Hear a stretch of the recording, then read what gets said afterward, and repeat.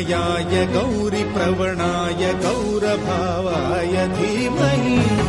गोसहस्राय गोवर्धनाय गोपगोपाय धीमहि